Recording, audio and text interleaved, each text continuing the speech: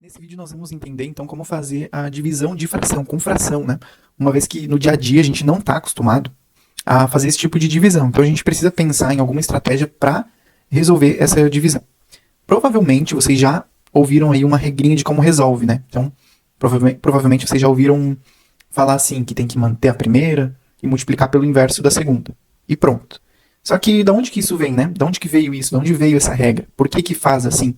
A gente precisa entender isso até pra gente não esquecer depois, né? Muitos alunos acabam esquecendo depois de um tempo como faz, porque aquilo não tem significado, né? Por que que resolve assim? O professor lá simplesmente fala a regra, mas não explica o porquê. Então, com o tempo a gente tende a esquecer aquelas coisas que não têm significado, né?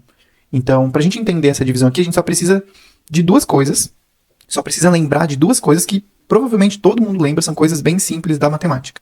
A primeira delas é o fato de que quando a gente pega qualquer número e divide por 1, a resposta sempre dá o próprio número, né? 14 dividido por 1 dá 1.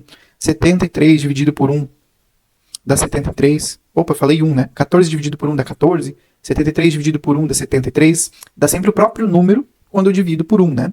Então a gente vai usar isso aqui a nosso favor. Depois, tem outra coisa.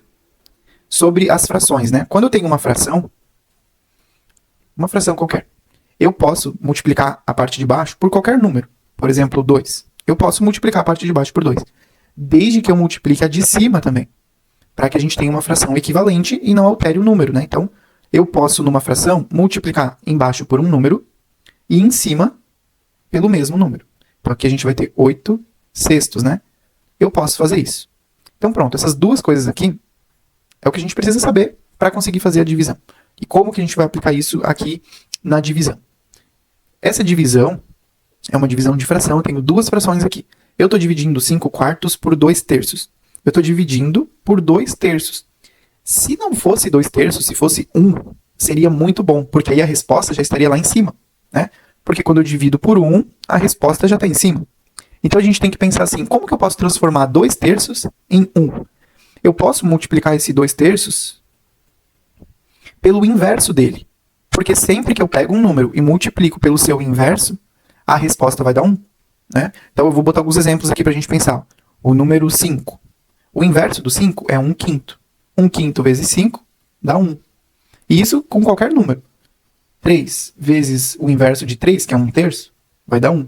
Então sempre que eu multiplico um número pelo seu inverso, a resposta é 1. Por isso que eu estou multiplicando pelo inverso do 2 terços, que é 3 meios, né? Então, tudo vai se cancelar aqui embaixo.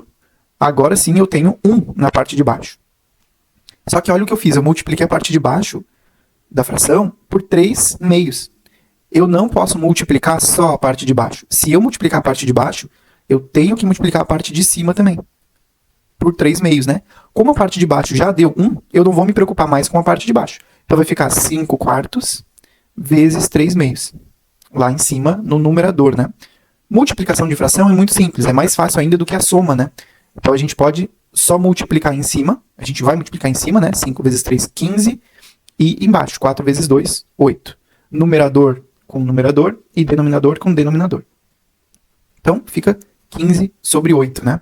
Então, dessa forma, usando esses dois fatos aqui, que muito provavelmente todo mundo já sabe, né, ou lembra, a gente consegue fazer a divisão, né?